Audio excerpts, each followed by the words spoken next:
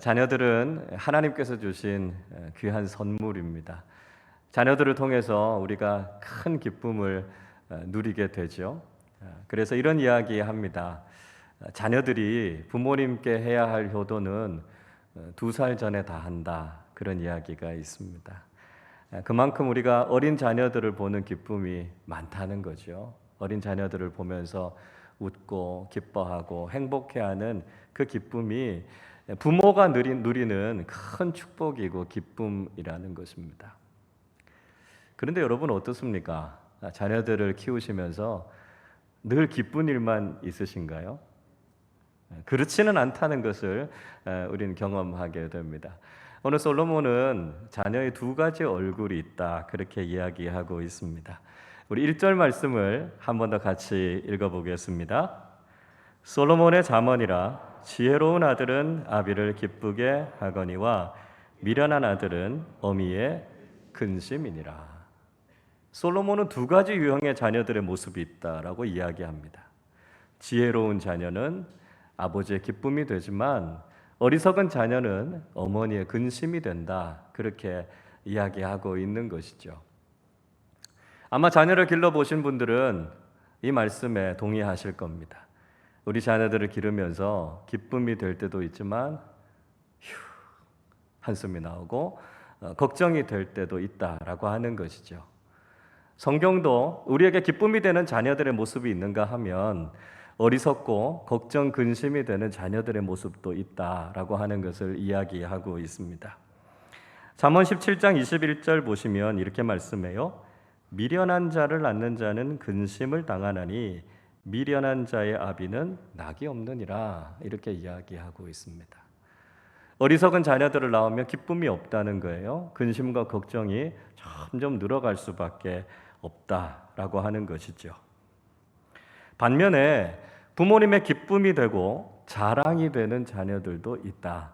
이렇게 말씀합니다. 잠언 23장 15절 16절은 이렇게 말씀합니다.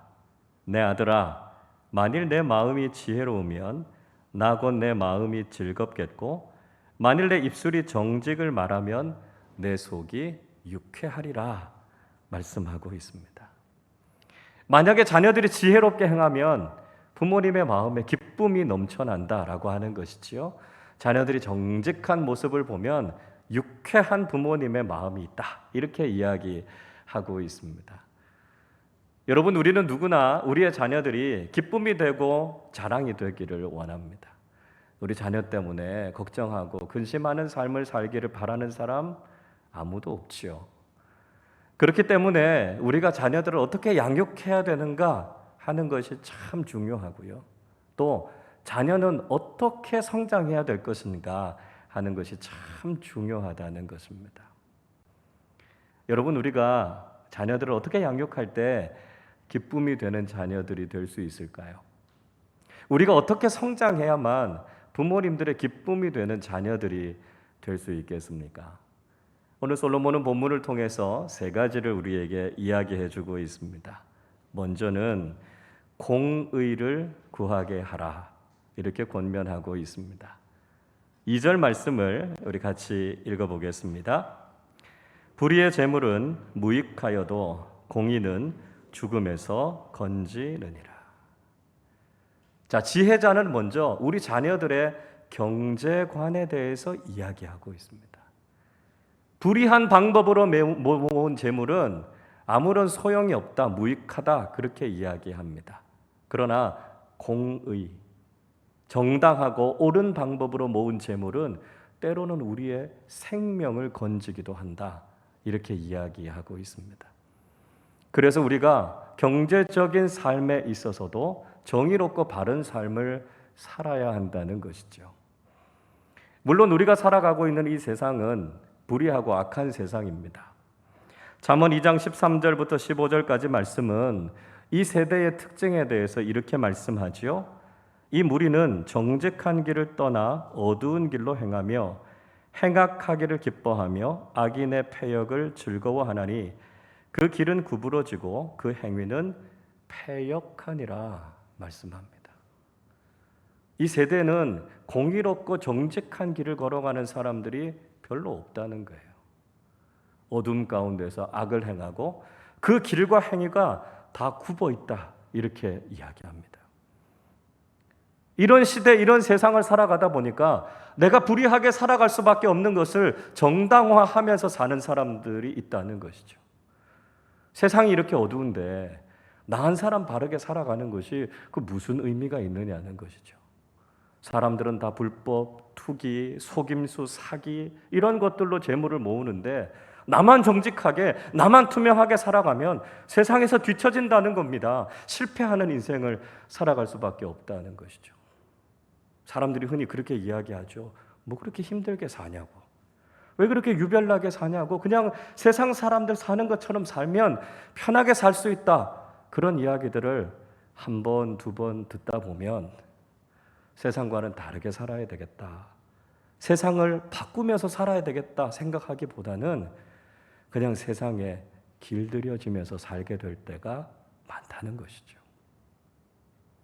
그러나 하나님께서는 우리로 하여금 다르게 살라 말씀하십니다. 왜냐하면 우리가 믿음의 사람이지 않습니까?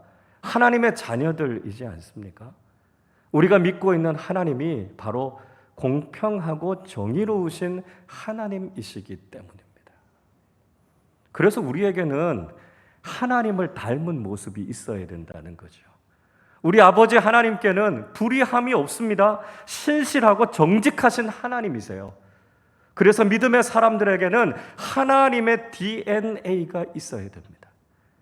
하나님 닮은 사람들로 살아가야 우리가 이 세상 속에서 하나님의 자녀다라고 하는 것을 증명하면서 살아갈 수 있게 된다는 것이죠. 우리가 그렇게 공의를 추구하며 살아가면 얻게 되는 복이 뭡니까? 3절을 보십시오. 여호와께서 의인의 영혼은 줄이지 않게 하시나 악인의 소욕은 물리치시느니라 말씀합니다. 하나님께서 의인의 길을 축복하시는 거예요. 그래서 의인의 영혼을 주님 지켜주시고 줄이지 않게 풍성하게 하신다는 것이죠. 그러나 악인이 가지고 있는 욕심, 탐욕은 결국 심판을 받게 된다는 것입니다. 믿음의 사람답게 공의를 추구하며 살아가면 하나님께서 우리의 인생을 채워주신다는 거예요. 부유하게 하신다는 것입니다. 이 땅에서의 삶을 하나님께서 지켜주신다는 것이죠. 그것만이 아니라 하나님 나라에서 영원한 생명, 영원한 축복을 누리게 하신다는 것입니다. 불의하고 어두운 시대를 살아가지만 믿음의 사람답게, 하나님의 자녀답게 정직하고 바른 믿음의 길을 걸어가는 믿음의 자녀들로 사랑하는 우리의 자녀들을 양육하실 수 있기를 바랍니다. 둘째로는요, 부지런하게 성실하게 하라 이렇게 권면하고 있습니다. 4절 말씀을 같이 읽어보겠습니다. 손을 게으르게 놀리는 자는 가난하게 되고 손이 부지런한 자는 부하게 되느니라. 지혜자는 또 한 가지의 중요한 자녀 교육의 내용을 가르치고 있습니다. 게으름이 아니라 부지런하게 성실하게 살아가도록 자녀들을 양육하라는 것입니다. 게으르게 살아가면 가난할 수밖에 없지만 성실하게 살아가면 부해지는 복을 경험하게 된다는 것이죠. 서양 속담에도 그런 말이 있지 않습니까? 일찍 일어나는 새가 벌레를 잡는다 이야기하죠. 성실함이 우리의 삶을 책임져 준다는 것입니다. 물론 우리가 살아가는 삶 속에서 이 가난함이 구조적인 문제인 경우들이 있습니다. 내가 아무리 열심히 노력하고 수고한다고 할지라도 가난에서 벗어나지 못하게 되는 경우들이 분명히 있습니다. 그러나 대부분의 경우는요, 우리가 성실하게 믿음의 삶을 살아갈 때 하나님께서 우리의 삶에 채워주시는 은혜를 경험하게 된다는 것이죠. 이 게으름과 나태함이 우리의 삶에 문제가 되는 경우들이 많습니다. 일할 곳이 없습니다 라고 이야기하지만 정작 일손이 필요한데 힘든 일들, 좀 꺼려지는 일들은 자꾸 기피하는 현상들이 생긴다는 거예요. 그래서 게으름과 나태함이 결국 우리의 삶에 심각한 문제가 되는 경우들이 많다는 것이죠. 성경은 게으름의 문제에 대해서 아주 엄격하게 책망하고 있습니다. 잠언 6장 9절부터 11절에 이렇게 말씀합니다. 게으른 자여, 내가 어느 때까지 누워 있겠느냐? 내가 어느 때에 잠이 깨어 일어나겠느냐? 좀 더 자자, 좀 더 졸자, 손을 모으고 좀 더 누워 있자 하면 내 빈궁이 강도같이 오며 내 곤핍이 군사같이 이르리라. 게으른 삶이 계속 반복되면 결국 가난이 찾아올 수밖에 없다는 것이죠. 게으른 삶의 모습의 극치가 뭔가? 잠언 26장 13절부터 15절에 이렇게 말씀합니다. 아주 재미있는 표현을 쓰고 있어요.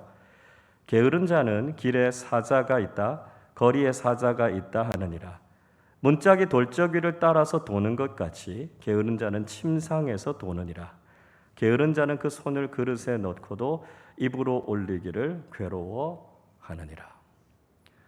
게으른 사람에게 좀 나가서 일해라 이렇게 이야기하니까 길에 나가면 사자가 있어요. 무서워서 못 나가요. 이렇게 이야기한다는 겁니다. 그리고 그냥 침대에 누워서 뒹굴뒹굴 하고 있는 것이죠. 음식을 먹으려고 손으로 집기는 했는데 그걸 들어 올려서 입에 넣기를 힘들어할 정도로 그렇게 게으름이 습관이 된 모습을 이야기하고 있습니다. 이렇게 게으름의 노예가 되면 인생이 결국은 망가질 수밖에 없다는 것이죠.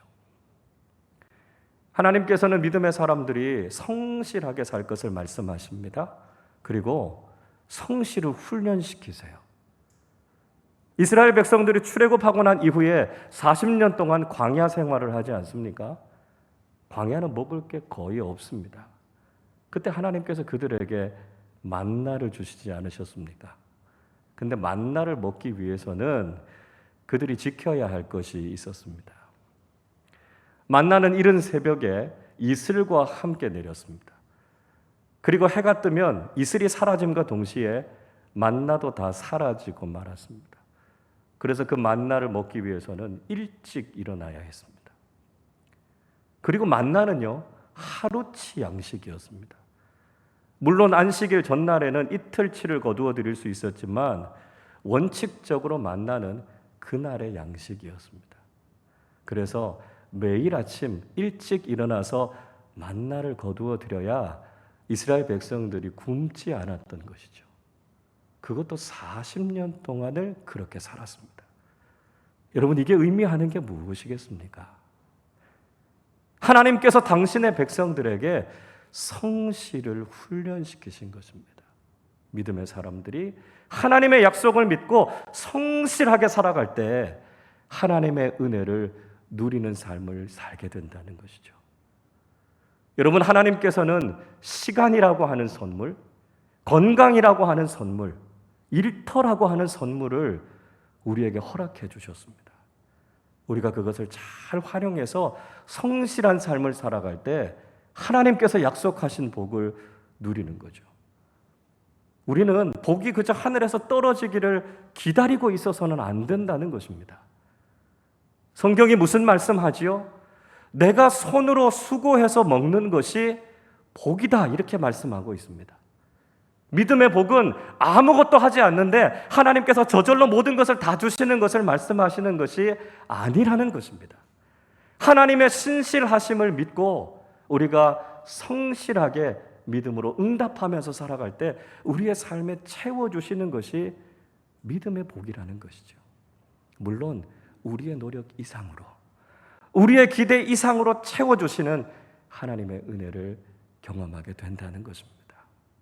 우리 자신이, 사랑하는 우리 자녀들이 성실한 믿음의 삶을 살아서 하나님께서 부어주시는 풍성한 은혜를 누리실 수 있기를 바랍니다. 세 번째는요, 기회를 선용하게 하라, 이렇게 권면하고 있습니다. 5절 말씀 같이 읽어보겠습니다. 여름에 거두는 자는 지혜로운 아들이나 추수 때에 자는 자는 부끄러움을 끼치는 아들이니라. 지혜자는요, 여름에 거두는 사람은 지혜로운 자녀다 이야기하고 있습니다. 여름이라고 하는 히브리어 단어 카이츠라고 하는 말은 여름 과일이라는 뜻입니다. 일반적으로 이스라엘에서는 4월부터 6월 사이에 곡물이나 과일들을 거두어 드립니다. 그러니까 여름이 수확철인 것이죠. 수확철인 여름에 열심히 거두어 드리는 것 참 지혜로운 것이다 하는 것입니다.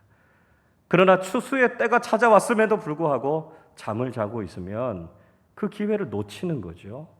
그건 어리석은 것이다 이야기하고 있습니다. 여러분, 우리에게는 항상 기회가 주어져 있습니다. 그 기회를 잘 선용하기만 하면 우리는 누구든지 성공적인 인생을 살아갈 수 있게 된다는 것이죠. 그래서 그 기회를 포착하고 그 기회를 잘 선용하면 우리의 인생은 복된 인생이 될 수 있다는 것입니다. 그래서 신화에 보면 기회의 신인 카이로스의 모습에 대해서 이렇게 소개하고 있습니다. 카이로스는요, 앞머리는 길고 뒷머리는 대머리입니다.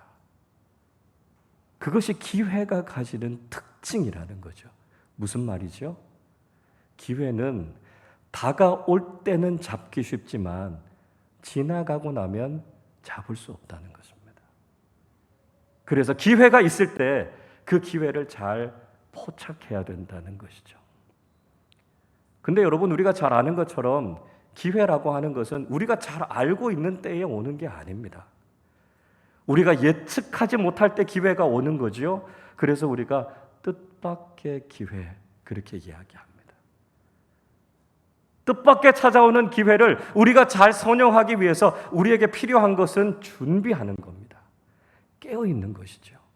실력을 가지고 자질을 키워서 그 기회가 찾아올 때 그 기회를 선용할 수 있도록 잘 준비하는 것입니다. 그러면 그 기회가 우리에게 복이 되고요.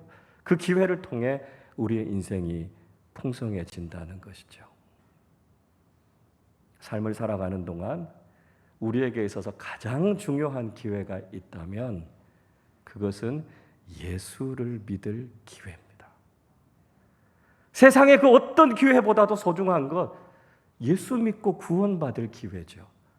우리 자녀들이 세상의 다른 기회는 다 가졌지만 예수 믿고 구원받는 기회를 갖지 못했다면 그건 아무런 의미가 없습니다. 그래서 무엇보다도 우리 자녀들이 붙잡아야 되는 기회는 예수를 믿을 기회죠.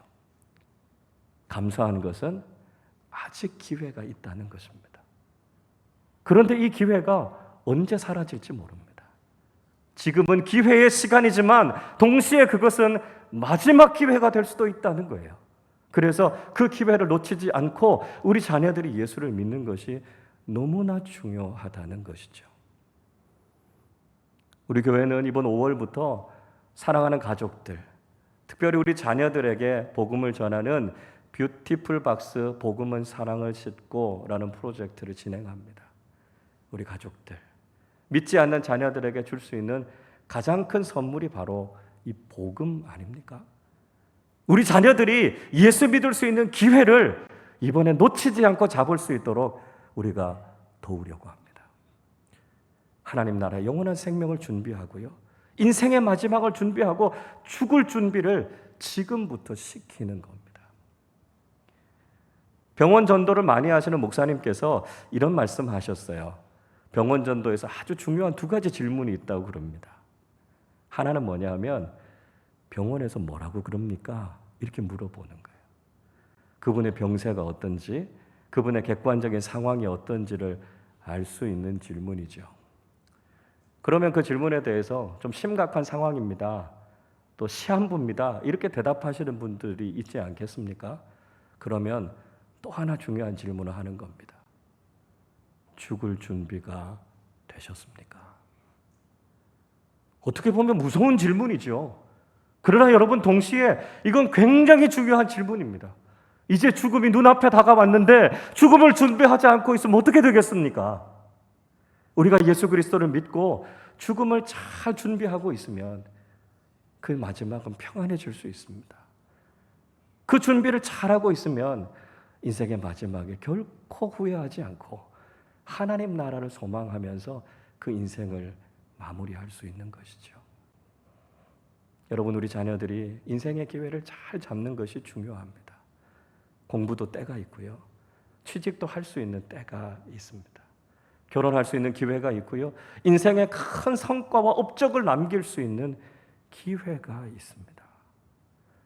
우리의 인생에 찾아오는 기회를 잘 잡을 수 있을 때 우리 자녀들의 인생을 바라보면 부모로서 기쁨이 있고요. 뿌듯함이 있는 것이죠.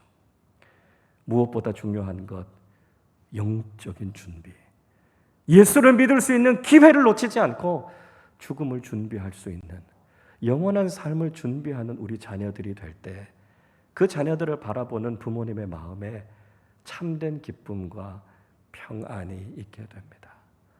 인생의 소중한 기회, 예수 그리스도를 믿고 구원받을 이 기회를 우리 자녀들이 놓치지 않아서 우리 자녀들의 인생 속에 놀라운 하나님의 은혜가 가득하실 수 있기를 바랍니다.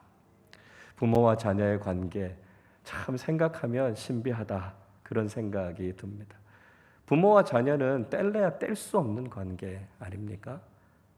부모님들이 자녀를 낳으면서 신기한 경험을 하게 되죠. 어떻게 나랑 이렇게 꼭 닮은 이세가 있을까? 보면 볼수록 신기합니다. 얼굴 생김새, 외모, 목소리, 취향, 성격, 어쩜 이렇게 나를 닮았을까 생각하면 신기하기도 하고 기쁘기도 하고 감사하기도 합니다. 자녀들도 나이가 들어가면서 비슷한 경험하게 되죠. 부모님 젊었을 때 사진 보면서 이거 내 모습을 보고 있는 것 같은 착각이 느껴질 정도로 그렇게 부모님 닮아가는 자신의 모습을 보게 됩니다. 그렇기 때문에 자녀의 영광은 곧 부모님의 영광이고요. 자녀의 부끄러움은 곧 부모의 수치가 됩니다. 그래서 우리 자녀들을 어떻게 양육하는가라고 하는 것이 우리의 인생에서 너무나 중요한 문제인 것을 알게 되죠.